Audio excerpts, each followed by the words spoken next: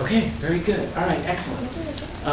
Welcome, everybody, and I wanted to take a few minutes today because as we're going into the Roman material, there's a few things that we have to, that I want to introduce you to, some concepts that will help you as you encounter this, because it's,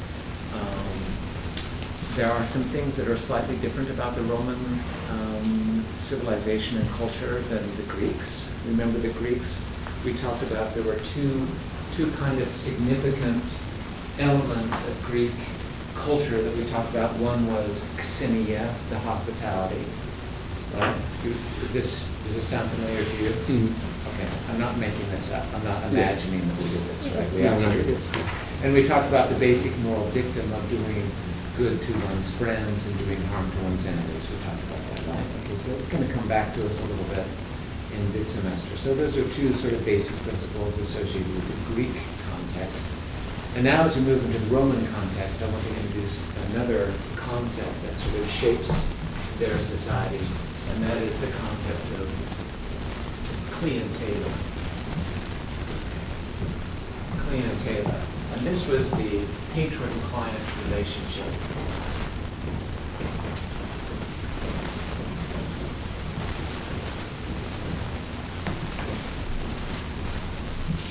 It's hard to understand Roman culture without a grasp of this particular social convention.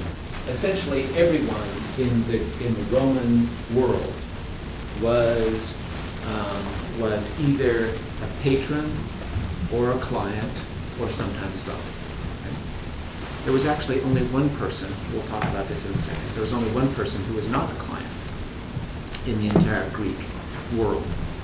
Right? So this patron-client, and this is how it worked. And the patron-client had a relationship to the family, and we're going to come to the family in just a second.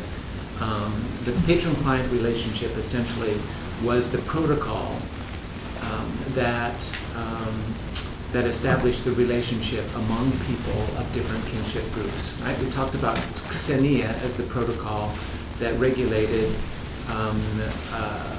relationships or interactions among non-kinship groups in the Greek world. So this is the one, this is with slight variations, this is the convention that, the parallel convention in the Roman world. So you all are familiar with the concept of a patron, right? A patron is a person who helps the clients, okay, the clients is the one that is subordinate to the patronus. So the patron is one who helps his clients, and I'll mention this, I will use the gender term his clients because a patron was a male in the Roman society, helps his clients advance in whatever way. So if a client has an issue, a problem, whatever it might be, he can go to the patronus for help and assistance, right? And everyone in the Roman culture was a client of someone, right? And so there was this reciprocal relationship. The patron would look out for the client, and then when the patron needed help or assistance or support, for example, in an election, a political election, the patron could turn to his clients and get from them the support he needed to advance his own political or economic agenda. So everyone operated within this system, and it was a very powerful system because, of course, the more clientes one could assemble, the more powerful one became as a patronus, and the more desirable that patronus became for potential clientes, right? So ideally, one would want to be a client of the most powerful, and power in terms of social standing, political authority, economic resources, right? So one would want to be a client, and you can see how this operates in our society today. Yeah, one wants to be associated with people who can deliver, if you will, advantages, right? Whether they're social, political, or economic, right? Okay, this is all, everybody's familiar with this, right? Everybody's with me? Okay, so one of the things that is interesting about the Roman society, and it parallels the Greek convention of xenia, is that clientela was something that was part of the patrimony, or was part of the inheritance system. That is, an heir to a patronus inherited, on the death of the patronus, the clientes of the patron. Right? In other words, this relationship, like Xenia, was something that would be passed down from one generation to the next. Okay? This is the reason why, when Julius Caesar is assassinated, that Mark Antony does not become the dominant person in the Roman world, because it was Julius Caesar's heir, that was Octavian, who inherited the clientela of his adopted father, Julius Caesar. The most significant and the most important aspect of clientela in the late Republic and going into the Empire is the fact that soldiers were the clients of their general. So to be a general, to have this concept of imperium, to have this authority over Roman legions, established a relationship of clientela between the commander and the soldiers. So all of those soldiers that served under Julius Caesar and were part of the legions that he commanded automatically became the clients of Octavian. Even though Octavian had not served as the general or anything, but he inherited this relationship. He inherited essentially the ability to marshal the resources of his clientes in whatever sort of political contest that he encountered. So it's very important. That's why at the death of Julius Caesar, it really wasn't. Of course, it led to civil wars, and there were many civil wars. And in fact, Julius Caesar was involved in the Civil War himself. But the notion that one could inherit these created a system in the Roman world that became very confused and complex, because people would adopt people in order to ensure a kind of continuation of one's power and authority. So everyone was a client to someone except one person. And this one person was Augustus. Augustus consolidated the power of clientela in the entire Roman Empire. And so the Senate, when they declared him the pater patria, the father of the fatherland, the father of the Roman world, he became the sole person who was not in was not a client to someone else. He was only a patronus. Now the other aspect that I want to talk about is the pater familias.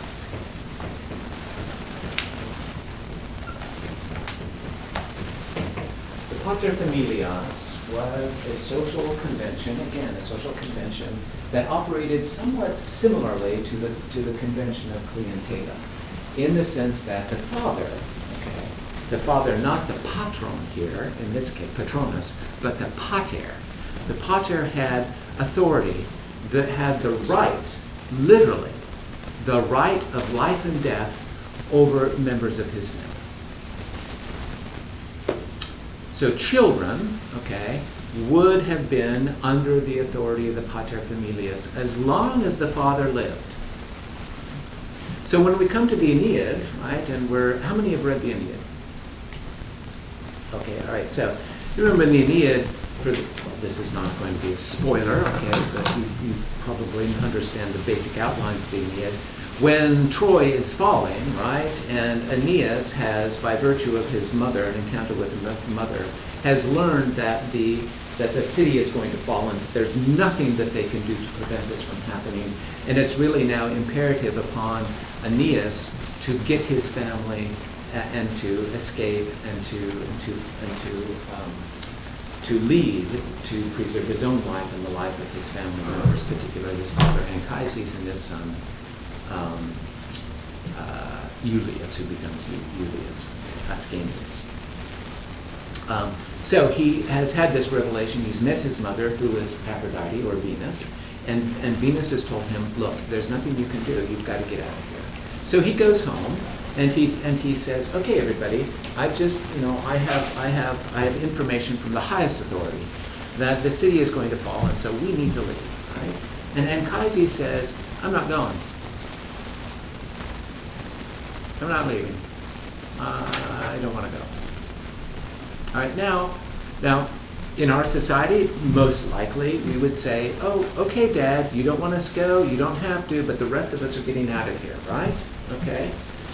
Not so in the Roman world. When Anchises says, no, we're not going, that means everyone stays, right? His authority is absolute. And so they really had to convince him, no, Dad, come on, we gotta go.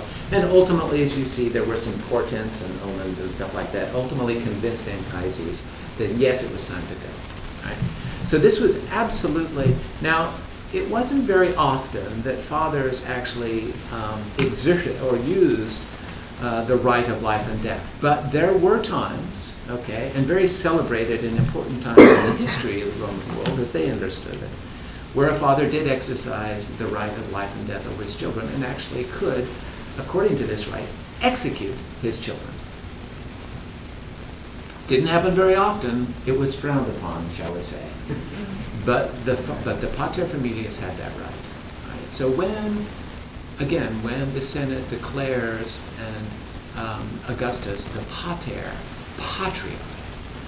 this not only placed him in the position of supreme authority as far as the conventions of clientela were concerned, but also essentially subordinated the entire Roman world to the authority that he had as pater familias. Yeah? At what period during his reign did he die? It was, I forget the date, it was like How old? 28 BCE or something. How old was he then? Yeah, I'm not sure when this Senate decree. Of course, by that time he had, for all practical purposes, achieved unrivaled sort of authority in Rome. And he gave it all back. He says, yeah, Senate, you can manage the empire. I don't want all of it, of course. We'll talk more about Augustus. Anyway, so these are two very important things. The paterfamilias, the concept of paterfamilias, and the concept of clientela, this relationship this protocol that regulated relationships among the families. Now, I'll just mention one last thing, and that is that Roman society was highly stratified, and there was the big difference between the patricians, okay, and therein lies, one of those. You can see how when we talk about the patricians, that wrapped up in that concept are both the concepts of the patronus and the paterfamilias. And the plebeians, okay, that is the common people. There was a very strong and sharp divide between these two groups of people, although some managed to sort of negotiate and to move between these two groups. But for the most part, Roman society was highly stratified, and there was kind of an invisible line that prevented a glass ceiling, if you will, between the patricians, between the elite, and the common people. And as long as this division was clear and everyone operated within the divisions, Roman society was fine. If anything ever threatened to upset this very clear social stratification, the Romans viewed that, particularly the elites, viewed that as a threat to the stability of society. Now, where this gets complicated is with freedmen, okay? When people were freed from an enslaved situation, they automatically became the client of their former owner, their former master. But as time went on, they could achieve a degree of political and social and economic first, and then social, and they could achieve a degree of influence within society that at times threatened the stratification of Roman society. Right? And if anything came along that had the potential to do that the Romans viewed that as a threat. One of the biggest ones that's going to come along is going to be Christianity.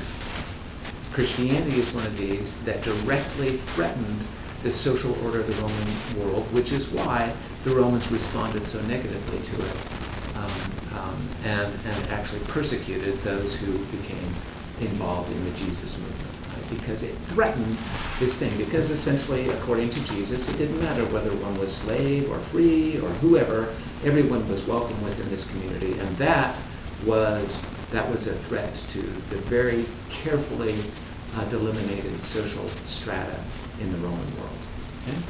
Okay, with those things in mind, and I'm sorry to take so much time, but these are really fundamental principles that you have to understand in order to comprehend what's going on in these readings, particularly from the Stoics, because the Stoics were, they were highly invested in a philosophical system that essentially said, whatever role one was born into, that was the role one should pursue and try to fulfill to the greatest extent one could. Okay, so Louise, thank you so much for your questions. Let's talk about it. We'll have an opportunity to come back to talk about Stoics repeatedly as we engage with the Romans and all the way into late antiquity and all the way up to the present. All right. Thank you.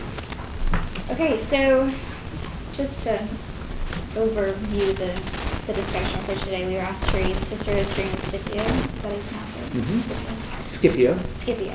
Hard C's. The Romans pronounce their C's hard, so it's Marcia. Okay. Caesar.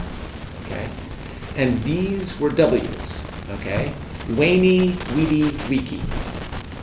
I came, I saw, I conquered. Cicero. Caesar. Julius Caesar. Very good. And then a few essays by Seneca. And then we were asked to kind of compare the perspectives of the Stoics from those of the Epicureans based on the readings that we've done so far this semester. And one thing that especially struck me was the relationship between the body and the soul and how we feel pain and where we feel pain. And there's a pretty stark difference between how the Epicureans and the Stoics view the existence of pain. I was wondering if anybody had any thoughts on that.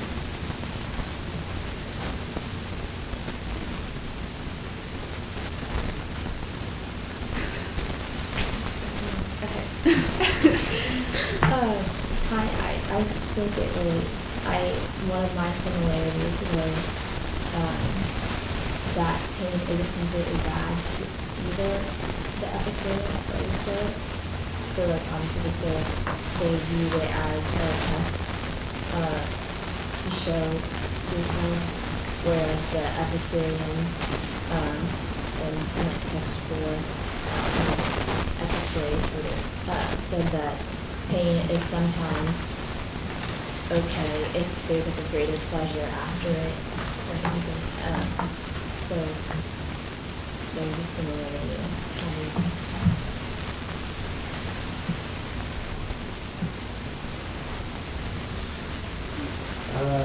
Yeah, I agree with her. I think the things that you call hardships and adversities are actually a benefit. The good men, as said in page 6, chapter, paragraph 3. In what? The Seneca. Okay, well, which essay?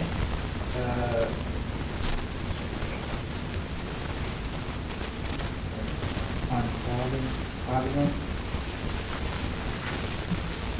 Okay, good. Good man will continue to have good fortune until he is unwilling, therefore misfortune is bound to happen.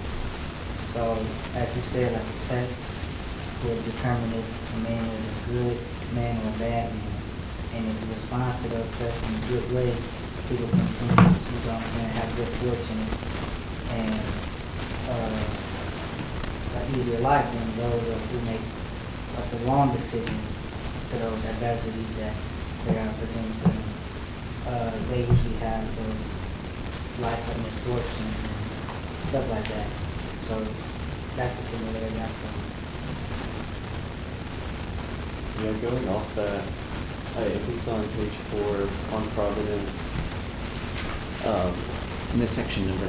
Section number, yeah, we're down. 1. And it talks about how basically God doesn't, it says he does not pamper a good man like a favorite slave. He puts him to the test, hardens him, and makes him ready for his service. And I saw that as like kind of really capturing how the Stoics viewed their purpose on life, or their purpose in life is to face their hardships and come out better from it. Yeah, I wanted to touch upon the aspect of there being a God in Stoicism and Epicureanism. They're not identical, but both kind of believe in this, at the time, kind of an unconventional understanding of how the world worked. Both believe there was some kind of order in the world, right? Specifically, they both had this idea that existence has broadly kind of always existed, that nothing can come from nothing. And the letter to Herodotus on the, let's see, segment 38, towards the end of that, it's stated that the first point is that nothing comes into being from what is not, and almost the exact same thing is said in Scipio, the page before the last, where being the first principle, it never had a beginning, since the first principle is what everything else has originated from. So there is always some sort of continuation for both of these schools of thought. I got some differences in Epicurus, letter to Eutychus, section 33. He said that as to faith introduced by Thomas and Epicurus of all, he's scornful, saying rather that some things happen of necessity, others by chance, and others at our own agency, and that he sees that necessity is not answerable to anyone, and that chance is unstable. In the essay on providence, section 4, page 14, Seneca said that faith is our guide, and the amount of time that remains for each of us is determined as the first hour of birth. So I guess the difference is that, like Epicureanism believes that fate is like happens by chance and all that, like unstable and determined, while like Stoicism, fate is predetermined for us, and that we should take fate as like a gift to like happiness, because of the sufferings that we receive are considered as blessings for us. Epicurus believes that we should be prudent to avoid all those unstable chances that come at us. One thing that I find interesting that's kind of related to the idea of like chance and randomness is that both of them sort of, like, while Epicureanism didn't believe in fate, they did believe in that idea of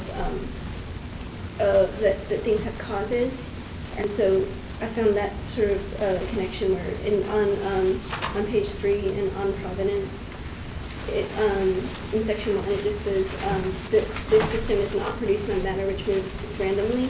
So they still have that idea of like there's like cause in like both.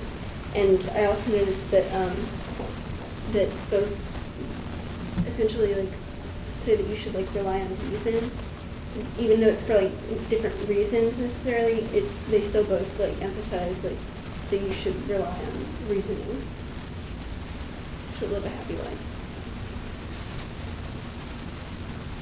Louise, can I leave in here for just a second?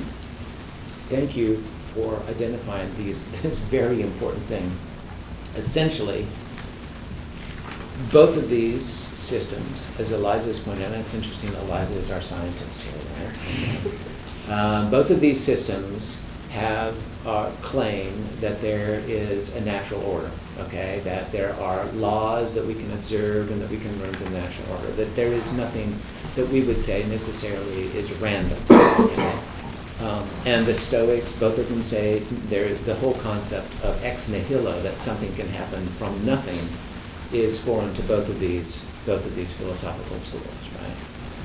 There is, however, a very subtle difference between them, and it's best exemplified by the difference or the philosophical or the scientific debate between quantum physics and Newtonian, if you will, physics, okay? That is the world of Einstein, right? God does not play dice, right? We can figure it all out. This is all, we just have to understand the thing. And of course, the world of quantum physics, which has this statistical issue, right? Is it there or here? And do we really know? And we think it's probably there, but there's a slight chance that it's someplace else. And it all boils down to, it all comes down to the so-called swerve, okay, which you read about in Lucretius. That the notion that these particles swerve, okay? That is, their trajectory is not linear, but these particles can swerve. And it's that swerve that introduces a degree of unpredictability, okay? It's not great, okay? We all understand that the sun's going to come up in the morning and it's going to set at a certain time. It's not great, but there is a statistical possibility of something happening on a subatomic level, okay? We're not talking about, on a macro level, but something happening on the subatomic level that is, there's a chance that things unexpectedly can happen at the subatomic level. And so this is a really important distinction that is, even back in the days between the Epicureans and the Stoics, we see this kind of fundamental difference, one based on an understanding of the atomic composition of the world, and the other based on this notion of a kind of mechanical universe, very Aristotelian in its shape, that operates according to laws. Okay, so that's a really important thing and I'm glad you identified that. Well done. Go team. One of the differences that I noted was last colloquium, we discussed how the Epicureans didn't believe in an afterlife. And then in the dream of Scipio, I guess it'd be line 17, he says, every man who has preserved or helped his country or has made its greatness even greater is reserved a special place in heaven where he may enjoy an eternal life and happiness. So the Stoics believe that there is a life after death and that there will be happiness, which is kind of their angle if they have virtues and are good in the world. Going off that, that was one of the things I put down, was that there was a major difference between how they viewed life after death.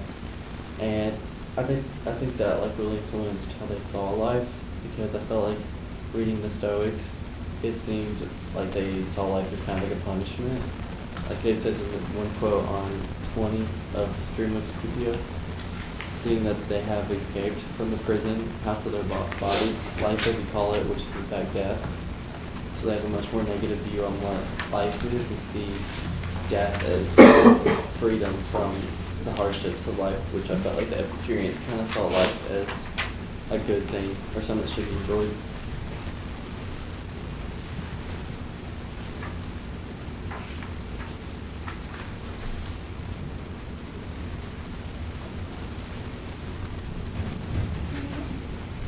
Tim, you got anything how do you feel about the relationship between our physical form and our soul and how we experience pain and happiness and pleasure? I'm not gonna lie, I'm very lost right now. We can come back to this. Can I say something really quick about this? That this is really a very fundamental difference between the Epicureans and the Stoics. The Epicureans are materialists. Okay? For them, there is no such thing as a different form of matter that would constitute the soul after death. Okay? Death is the cessation of life, right? And then our bodies, decompose and we become part of the material from which other life can spring. The Stoics believe, like the Platonists, that there is some sort of substance, there is a material substance that constitutes the soul, and that this soul lives after death. Not in the same corporeal way that we might imagine it, or that sometimes we imagine it, but that it does exist, and that after death, this soul, whatever its nature, recombines with the souls of other things, and we can kind of reunite with some sort of divine, immortal, everlasting essence, right? So for this, it's not as though the Stoics believe, I mean, there's talk about kind of, a good thing after death, but it wasn't as defined as another realm of human existence, but it was something that the soul continued to live on afterwards, and that was a very, and that freed from the constraints of corporality, that this soul could, it was better off not having to be linked to a corporeal presence in this world. Okay, so in that sense, it was a freedom. It was a good thing, but not in the sense that that this was some sort of physical paradise that we entered into. So you can see that Stoics are very close to the Platonists in Plato, because Plato believed in an immortal soul that lived after one's physical death. So they were very much like that, as opposed to the Epicureans that were a materialist. That was a materialist way of life that said that death was the cessation of life as we know it, and that there is no afterlife. So this is a very crucial sort of thing. So important division. Yeah. In regards to the soul, in the Epicurus Reader, in text 2, section 81, it talks about how the greatest disturbances occur in the human soul. And then in Seneca's Dialogues and Essays, the Consolation to Marcia, section 11, he discusses how the human heart is the part that has to deal with your many sorrows. And that's different because your sorrows are one of the greatest disturbances in your life, and instead of that being in your soul, it's in your heart. Going back to your mentioning like pain and pleasure and how each addressed it, one thing I've noticed is that they actually, even though I think in Seneca he argues that Epicureans would like indulge too much, I noticed that it kind of was more similar than it seemed, because in the letters to Menoikeus. In section 131, it says, becoming accustomed to simple, not extravagant ways of life makes one completely healthy, makes man unhesitant in the face of life's necessary duties, puts us in better condition for the times of extravagance. So in there, he's arguing that you should live simply and that you shouldn't like indulge or like necessarily like, seek out like wealth and pleasure. And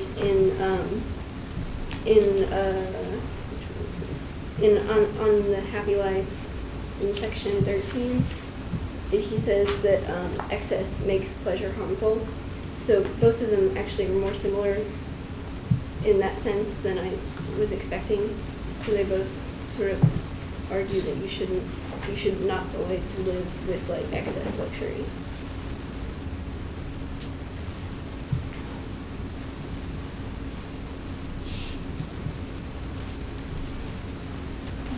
Graham, you go like gray, right? Yes.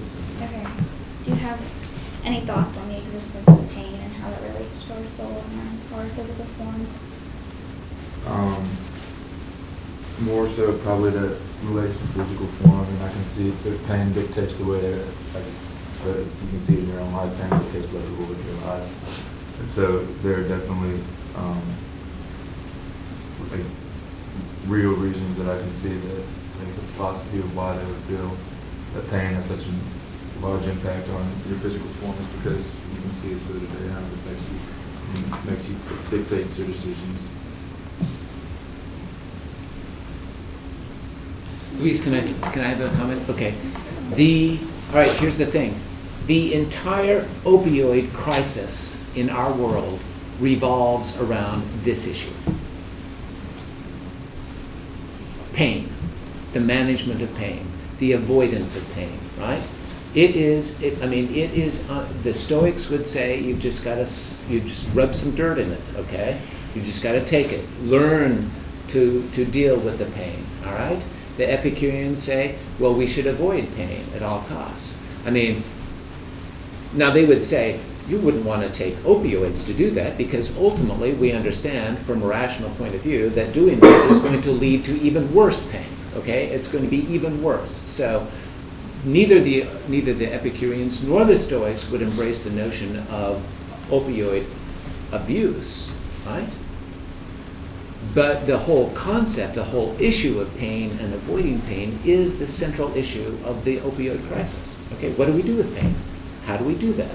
Are we supposed to manage it? Can we manage it? Should we manage it? Should we endure with pain? How should we manage this? And so this is a huge issue. The whole concept of pain is one that our society is really wrestling with.